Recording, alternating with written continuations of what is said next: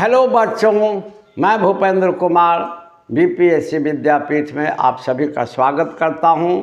और आज मैं पुनः आप सभी के समक्ष बिहार से संबंधित एक बहुत ही महत्वपूर्ण रेलिवेंट कॉम्पिटिटिव एग्ज़ाम से रिलेटेड मटेरियल को लेकर उपस्थित हूं। और आज का टॉपिक है बिहार में सृजन दर, जिसको हिंदी में कहते हैं drop out rate in Bihar. Bihar बहुत सारे मामलों में अपनी स्थिति को या अपनी उपस्थिति को बढ़िया दर्ज करता है और कुछ मामलों में बिहार की स्थिति काफ़ी बुरी हो जाती है जब राष्ट्रीय स्तर पर रिपोर्ट आते हैं। जैसे इसके पिछले वीडियो में हम लोगों ने पढ़ा कि जब राष्ट्रीय जल पुरस्कार का वितरण हुआ तो वहाँ हमारे बिहार ने एक अच्छी उपस्थिति दर्ज कराई, बिहार की स्थिति अच्छी रही और इसमें राष्ट्रीय स्तर पर तृतीय पुरस्कार बिहार को मिला। और आज मैं जिस टॉपिक को लेकर उपस्थित हूँ इसमें बिहार की स्थिति को कमज़ोर दिखाया गया है और पूरे भारतवर्ष में अपना बिहार ड्रॉप आउट रेट में सृजन दर में सबसे आगे है। यह दुखद है। यह बिहार की कमज़ोर तस्वीर को प्रस्तुत करता है। सामान्य अर्थ में सृजन दर का मतलब होता है कि जब बच्चे बीच में ही पढ़ाई छोड़ देते हैं, इसको सृजन दर कहा जाता है। और यह शिक्षा के क्षेत्र में एक बुरी तस्वीर को प्रस्तुत करता है। और यह दुखद है कि हाल ही में राष्ट्रीय स्तर पर शिक्षा मंत्रालय द्वारा जो रिपोर्ट प्रस्तुत किया गया है उसमें बताया गया है कि बिहार में माध्यमिक स्तर पर सृजन दर पूरे देश में सबसे अधिक है। यह बिहार के लिए एक दुखद बिंदु है। लेकिन चूँकि आप सभी जानते हैं कि बीपीएससी में या अनदर बिहार के एग्ज़ाम में डिजिटल क्वेश्चंस काफ़ी पूछे जाते हैं। बीपीएससी मेंस में लॉन्ग सवाल में इसी प्रकार के रिपोर्ट पर क्वेश्चंस पूछे जाते हैं। तो इस बात की चर्चा करना हमारे लिए ज़रूरी है, चाहे वो नेगेटिव पॉइंट हो अथवा पॉजिटिव पॉइंट हो। क्योंकि क्वेश्चंस हमारे इससे आएंगे तो पढ़ना हमारी ड्यूटी है। और देखें कि हाल ही में राष्ट्रीय स्तर पर शिक्षा मंत्रालय द्वारा जो रिपोर्ट प्रस्तुत किया गया है उसके अनुसार जो बिहार की छवि दिखाई गई है वो अच्छी नहीं है। और रिपोर्ट बताता है कि पिछले तीन वर्षों में बिहार में 9वीं तथा 10वीं कक्षा में ड्रॉप आउट के मामले में देश में सबसे अधिक ड्रॉप आउट का मामला देश में सबसे अधिक बढ़ा है। पिछले 3 वर्षों में बिहार में 9वीं तथा 10वीं कक्षा में ड्रॉप आउट के मामले देश में सबसे अधिक बढ़े हैं। तो यहाँ एक ऑब्जेक्टिव सवाल हमारा रहेगा। सब्जेक्टिव लिखने में तो ये सब पॉइंट काम करेगा ही करेगा। जैसे बीपीएससी में क्वेश्चन पूछे जाएंगे कि हाल ही में शिक्षा मंत्रालय द्वारा जारी रिपोर्ट के अनुसार भारत के किस प्रांत में ड्रॉप आउट रेट सबसे अधिक दिखाया गया, तो दुखद है कि हम लोग को उत्तर में बिहार ही लगाना पड़ेगा। क्योंकि ये राष्ट्रीय स्तर के शिक्षा मंत्रालय का रिपोर्ट है और ये बताता है कि पिछले 3 वर्षों में बिहार में 9वीं तथा 10वीं कक्षा में ड्रॉप आउट के मामले में देश में सबसे अधिक बढ़े हैं। दूसरा बिंदु देखें कि बिहार की माध्यमिक कक्षाओं में, क्षमा करेंगे, ड्रॉप आउट दर 20.5% है। ये बड़ी दुखद है। बिहार के माध्यमिक कक्षाओं में ड्रॉप आउट दर 20.5% है, जबकि राष्ट्रीय दर 12.6% है। यानी लगभग 8% ज़्यादा है राष्ट्रीय दर से बिहार का ड्रॉप आउट दर। तो ये दोनों आंकड़े हमारे लिए काफ़ी काम के हैं, ऑब्जेक्टिव और सब्जेक्टिव दोनों में। और ध्यान दें कि पूरे बिहार में माध्यमिक कक्षाओं में ड्रॉप आउट रेट 20.5% है। और इस प्रकार के डिजिटल सवाल अपने बीपीएससी में लगातार पूछे जाते हैं। और नेशनल लेवल पर ड्रॉप आउट रेट 12.6% है। और बिहार के जो 5 आकांक्षी ज़िले हैं बिहार के जो 5 आकांक्षी ज़िले हैं जिनसे ज़्यादा से ज़्यादा आकांक्षा रखी जाती है, इनकी स्थिति तो और बुरी है, क्योंकि आंकड़े बताते हैं कि बिहार के 5 आकांक्षी ज़िलों जिनमें सुपौल, मधेपुरा, वैशाली, किशनगंज तथा दरभंगा शामिल है, में 9वीं तथा 10वीं कक्षा में सीजन दर यानी ड्रॉप आउट रेट 25% है। तो होल बिहार में एवरेज ड्रॉप आउट रेट 20.5% है। और 5 जो आकांक्षी जिले हैं जिनमें सुपौल, मधेपुरा, वैशाली, किशनगंज तथा दरभंगा शामिल है, इनमें 9वीं तथा 10वीं कक्षा में सीजन दर यानी ड्रॉप आउट रेट जो है यह 25% है, एवरेज से भी बहुत ज़्यादा है। यह और भी दुखद है। इसके बाद आगे रिपोर्ट बताता है शिक्षा मंत्रालय के शैक्षिक सत्र 2023 और 24 के लिए प्रोजेक्ट अप्रूवल बोर्ड की रिपोर्ट बताता है कि निचली कक्षाओं में पिछले 2 वर्षों में ड्रॉप आउट रेट बढ़ा है। 9वीं और 10वीं कक्षा में पिछले 3 वर्षों में ड्रॉप आउट रेट तो बढ़ा ही है और बढ़ करके यह 20.5% हो चुका है। और शिक्षा मंत्रालय का 2023-24 के लिए प्रोजेक्ट अप्रूवल बोर्ड की जो रिपोर्ट है ये बताता है कि बिहार के निचली कक्षाओं में भी ड्रॉप आउट रेट जो है काफ़ी बढ़ा है पिछले 2 वर्षों में। तो ये सभी आंकड़े हमको ऑब्जेक्टिव और सब्जेक्टिव के लिए रामबाण का हमारे लिए काम करेगा, क्योंकि कोई भी अगर आप ऑब्जेक्टिव बनाते हैं या सब्जेक्टिव लिखते हैं तो आपके पास उतना डेटा ज़रूर होना चाहिए रिसेंटली, ताकि आप उसको मिला के आंसर को लिख सकें। तो एजुकेशन डिपार्टमेंट का रिपोर्ट बताता है कि निचली कक्षाओं में भी, लोअर क्लासेज में भी पिछले 2 वर्षों में बिहार का ड्रॉप आउट रेट बढ़ा है।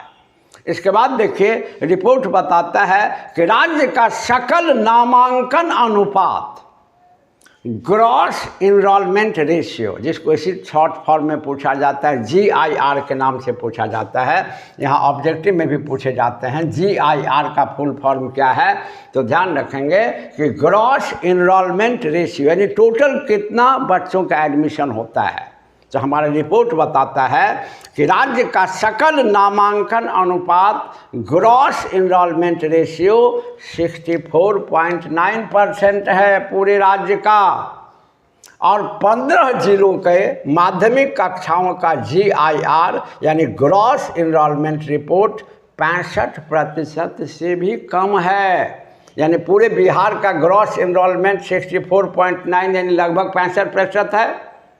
और बिहार के 15 जिलों का जो ग्रॉस इनरोलमेंट रेशियो है, GIR है, वह 65% से भी कम यानी 64.9% से भी कम है। और दुखद स्थिति तब नज़र आती है जब फिर आकांक्षी जिलों की बात देखते हैं। ये बड़ी दुखद है। आप देखिए कि पूरे बिहार में एवरेज ड्रॉप आउट रेट 20.5% है और 5 आकांक्षी जिलों का ड्रॉप आउट रेट 25% है। पूरे बिहार में GIR ग्रॉस इनरोलमेंट रेशियो 64.9% यानी लगभग 65% है। और यहाँ भी जब हम आकांक्षी जिलों की बात करते हैं तो उनकी स्थिति तो और भी बुरी नज़र आती है। और जैसा कि रिपोर्ट बताता है कि आकांक्षी जिलों में 9वीं 10वीं कक्षाओं में GIR और भी कम है। जैसे अररिया में 44.8%, पूरे बिहार में एवरेज है 65%। और अररिया जैसे आकांक्षी जिलों में 44.8% तथा कटिहार एवं किशनगंज में लगभग 45.4% है। तो यह 65% से काफ़ी कम है। एक तो पूरे बिहार में ही enrolment, gross enrolment ratio GIR काफ़ी कम है, 65% काफ़ी कम होता है। ऊपर से आकांक्षी जिलों के आंकड़े को देखें तो स्थिति और भी बुरी नज़र आती है। तो समीक्षा लिखने में काफ़ी सुविधा होगी, लेकिन शर्त है कि आपके पास वैसा मटेरियल हो। तो आपके पास ऐसा मटेरियल मैं बराबर उपलब्ध कराता रहा हूँ। आप भी इससे रिलेटेड मटेरियल को सर्च करें। लेकिन ये मटेरियल जो होते हैं, जो पेपर में, न्यूज़ में, मैगजीन वगैरह में आते हैं, तो इसमें हालांकि हो सकता है कि डिजिटली, चूँकि पेपर मैगजीन में जो तत्काल रिपोर्ट आता है, ये कल परसों का रिपोर्ट है, ये मेरे ख्याल से 17 जून का रिपोर्ट है ये। तो हो सकता है कि डिजिटली 1-8% इसमें ये चेंज हो सकता है, लेकिन ज़्यादा चेंज नहीं होता है। और डिजिटली 1-8% चेंज चलता है इस प्रकार के रिपोर्ट के डेटाज में। लेकिन फिर भी आप इस प्रकार के रिपोर्ट के डेटाज को एक बार सर्च ज़रूर कर लें, ऑथेंटिक डेटा जो 1-8 महीने के बाद आता है ना। वैसे ये डेटा भी ऑथेंटिक ही होते हैं, लेकिन ऑफिशियल अभी नहीं होते हैं, है ना। तो आप देखें कि आकांक्षी जिलों का GIR और भी कम है। और एक और दुखद स्थिति, कहीं बहुत ये एजुकेशनल रिपोर्ट में कहीं बिहार की स्थिति बहुत अच्छी नहीं दिखाई दी है। अब देखिए कि ये सब रिपोर्ट तो बताते ही हैं कि एजुकेशन के मामले में, ड्रॉप आउट रेट के मामले में, GIR के मामले में बिहार की स्थिति अच्छी नहीं है। साथ साथ लैंगिक समानता सूचकांक की बात करें, यानी लड़कों लड़की के ड्रॉप आउट रेट की बात करें, उनके GIR की बात करें, तो लैंगिक समानता सूचकांक के मोर्चा पर भी अपना प्रांत कमज़ोर ही दिखाई देता है। और डेटा बताता है कि 9वीं, 10वीं, 11वीं तथा 12वीं माध्यमिक कक्षाओं में स्कूल छोड़ने वालों में लड़की की तुलना में लड़कों की संख्या, छात्रों की संख्या अधिक है। यानी लैंगिक समानता सूचकांक में भी विषमता दिखाई देती है और लड़कियों की तुलना में लड़के ज़्यादा ड्रॉप आउट कर रहे हैं। तो हाल ही में शिक्षा मंत्रालय द्वारा जारी जो रिपोर्ट है, जिसमें बिहार की छवि बहुत अच्छी नहीं है।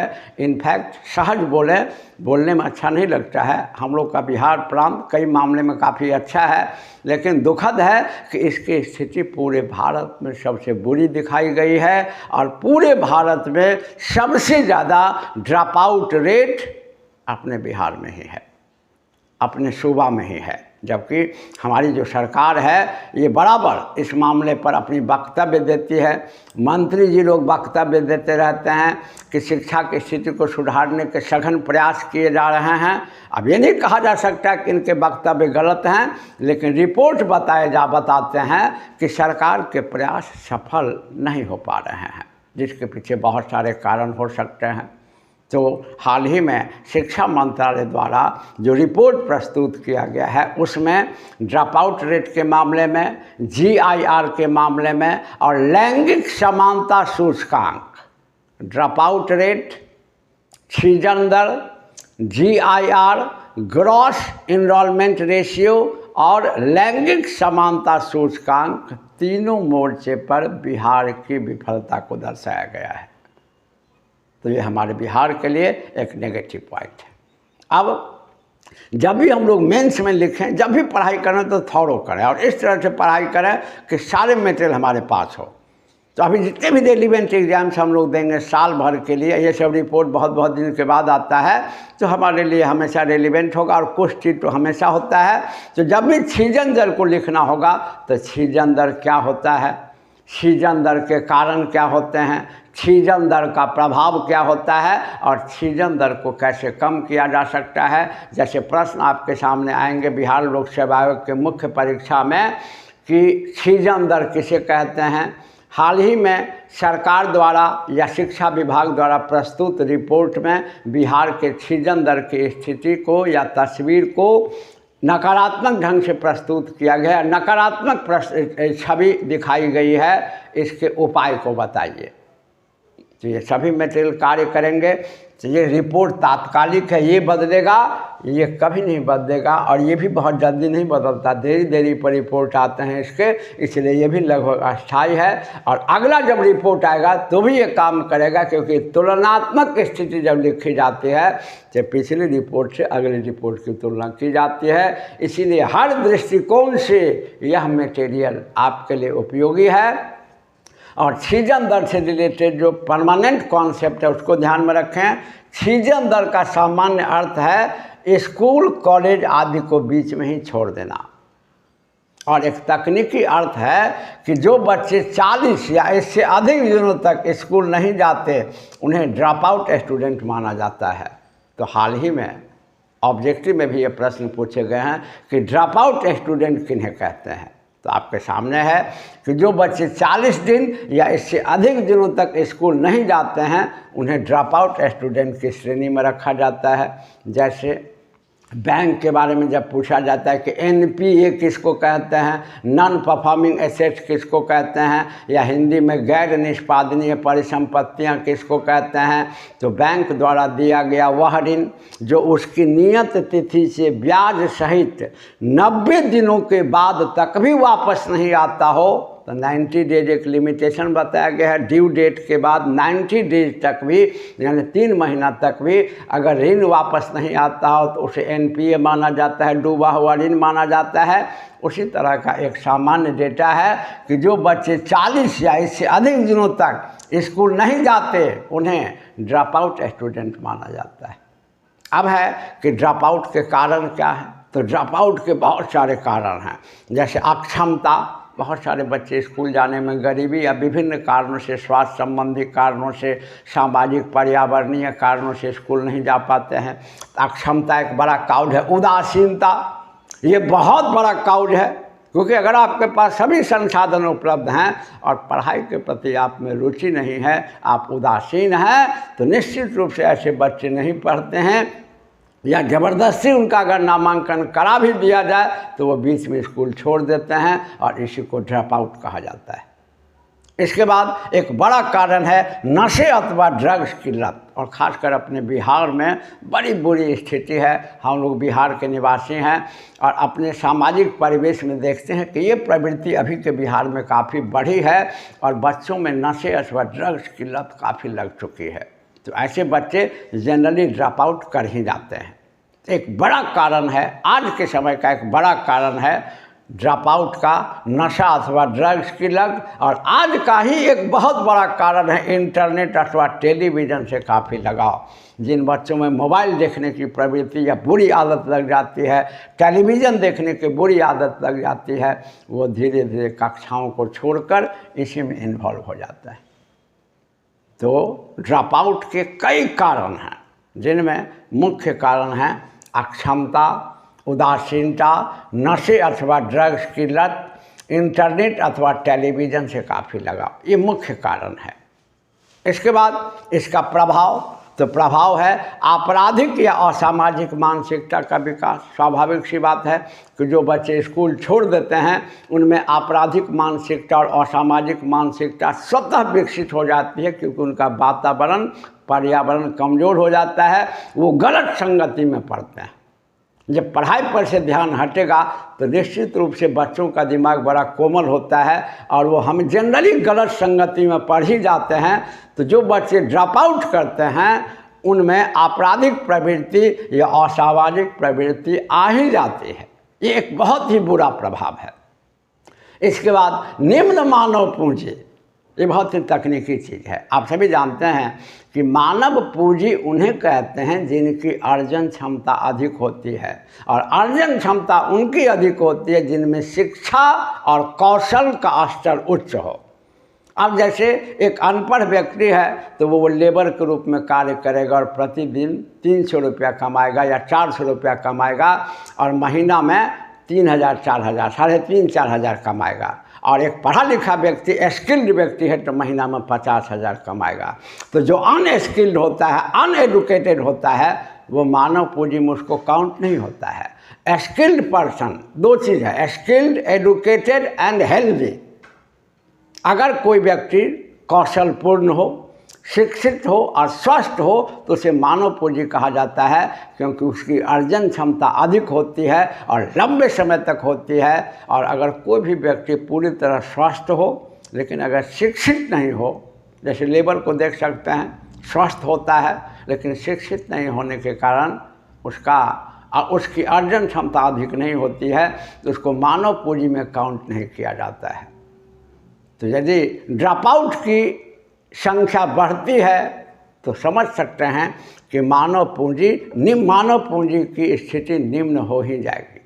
और दुर्भाग्य है कि अपने बिहार में अभी भी मानव पूंजी की स्थिति बहुत निम्न है। ये बहुत दुखद है। इसके बाद निम्न अर्जन क्षमता, चूँकि मानव पूंजी निम्न है तो उसकी अगर व्यक्ति अशिक्षित है तो अर्जन क्षमता निम्न होगी ही होगी, स्वाभाविक सी बात है।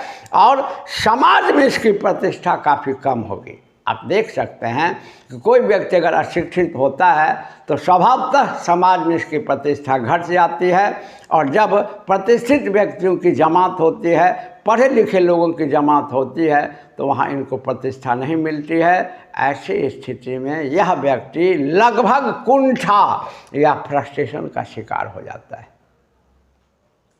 तो ड्रॉप आउट के कई प्रभाव हैं, जिनमें मुख्य प्रभाव हैं आपराधिक या असामाजिक मानसिकता का विकास, निम्न मानव पूंजी, निम्न अर्जन क्षमता और समाज में कम प्रतिष्ठा तथा कुंठा। और इस बुरी स्थिति से बचने के लिए उपाय तो करना ही चाहिए। तो इसके भी कई उपाय हैं, जिनमें मुख्य उपाय हैं स्कूल की बुनियादी ढांचों को मजबूत करना, बेसिक स्ट्रक्चर जो स्कूल में है उसको काफ़ी मजबूत करना, जैसे स्कूल में बिल्डिंग, बैठने उठने की व्यवस्था, मनोरंजन की व्यवस्था बच्चों के लिए करना, ये बुनियादी सुविधा को बढ़ाना होता है, बहुत ज़रूरी होता है। इसके बाद होता है आवासीय छात्रावास। अगर स्कूल में आवासीय छात्रावास है, अब बच्चे स्कूल में ही रहते हैं तो ड्रॉप आउट का कोई सवाल नहीं होता है। वो मजबूरी में भी स्कूल में अगर छात्रावास में है और वहीं उसका आवास है तो वो पढ़ेंगे ही पढ़ेंगे। ड्रॉप आउट को कम करने का एक बड़ा ही बेहतर उपाय है आवासीय छात्रावास, नियमित कक्षा। अगर गुरुजी टीचर कक्षा में नियमित रूप से नहीं आते हैं तो धीरे धीरे बच्चों में पढ़ाई के प्रति अरुचि हो जाती है और वो स्कूल छोड़ देते हैं। एकदम बिल्कुल मनोवैज्ञानिक सत्य है ये। इसीलिए ड्रॉप आउट को कम करने के लिए ज़रूरी है कि क्लासेज कंटिन्यू हो, नियमित कक्षा चले और मुफ्त पाठ्य पुस्तक बच्चों को फ्री में बुक उपलब्ध हो, तो बच्चों में उसके प्रति और आकर्षण बढ़ता है। इसके बाद है भोजन तथा यूनिफॉर्म। तो मुफ्त भोजन बच्चों, इसके लिए आप जानते हैं MDM mid day meal scheme चलाया हुआ है। यूनिफॉर्म, पोशाक की व्यवस्था, हमारे बिहार की सरकार जबकि पोशाक योजना भी चला चुकी है, MDM चल ही रहा है, फिर भी ये हाल है, सोच सकते हैं। मतलब ये कार्यक्रम सरकार के बहुत अच्छे चल रहे हैं, ये कहना बड़ा मुश्किल है, क्योंकि रिपोर्ट बताता है कि अगर स्थिति बहुत अच्छी होती तो आज जो इतना बुरा रिपोर्ट या बुरी तस्वीर बिहार की दिखाई गई है शिक्षा मंत्रालय की रिपोर्ट में, शायद नहीं होता। तो ये समीक्षा का विषय है। इसलिए यह सुझाव दिया जाता है कि यूनिफॉर्म, भोजन और मनोरंजक पाठ्यक्रम, ये तो बहुत ज़रूरी है। पाठ्यक्रम को अगर रुचिकर बनाया जाए तो बच्चों में पढ़ाई के प्रति लगाव बढ़ता है और वो नियमित रूप से कक्षा में उपस्थित होने का प्रयास करते हैं स्वयं के स्तर पर, क्योंकि दबाव डालकर बच्चों को लंबे समय तक आप कक्षा में नहीं भेज सकते हैं, या दबाव के प्रभाव स्वरूप लंबे समय तक बच्चे कक्षा में उपस्थित नहीं हो सकते हैं। वो ड्रॉप आउट करेंगे ही करेंगे। और अगर शिक्षा मनोरंजक हो, खेल खेल में शिक्षा देने की अच्छी व्यवस्था हो, तो निश्चित रूप से बच्चों में शिक्षा के प्रति रुचि बढ़ती है और ड्रॉप आउट रेट घटता है। और इसके बाद है शिक्षकों को नियमित प्रशिक्षण, ये बहुत ज़रूरी है, क्योंकि सबसे बड़ा दायित्व शिक्षक पर ही होता है। वो उनको कंटिन्यू अगर ट्रेन किया जाए कि कैसे बच्चों को लगातार बच्चों में स्कूल के प्रति आकर्षण बनाए रखें, तो निश्चित रूप से ड्रॉप आउट रेट घटता है। तो हम लोगों ने आज के वीडियो में समझा, जो हाल ही में जारी रिपोर्ट है ड्रॉप आउट रेट का बिहार के संदर्भ में, इसमें बड़ी बुरी छवि बिहार की दिखाई गई है। जो अभी जितने भी एग्ज़ाम्स हमारे होंगे, चाहे वो BPSC हो, चाहे वो टीचर हो, या कोई भी रेलिवेंट एग्ज़ाम हो, सब में ये डेटा कार्य करेगा। और BPSC के लिए तो ये रामबाण का ही काम करेगा। और जितना मेटेरियल हम लोगों ने डिस्कस कर लिया, आप इससे PT और मेन दोनों के सवाल को इजीली सॉल्व कर सकते हैं। तो मेरा विश्वास है कि ये वीडियो आपको अच्छा लगा होगा, कंटेंट को आपने समझा होगा। डेटा को एक बार ज़रूर चेक कर लें, क्योंकि रिसेंट डेटा जब जारी होता है तो हो सकता है 1-8% इसमें चेंजिंग हो, तो खैर ये बहुत बड़ी चीज़ नहीं होती है। और ये डेटा आपके लिए लगभग ऑथेंटिक ही होते हैं। और इसको अगर आपने ठीक से समझा होगा और एक आध बार वीडियो को ठीक से समझें तो मेरा विश्वास है कि पीटी और मेंस दोनों में आप प्रश्न बनाने में सक्षम होंगे। और आप वीडियो को लाइक करें, शेयर करें, चैनल को सब्सक्राइब जरूर करें ताकि इस प्रकार के उपयोगी वीडियो आप तक पहुंचता रहे। और फिर इसी प्रकार के उपयोगी वीडियो को लेकर आगे उपस्थित होंगे। तब तक के लिए धन्यवाद।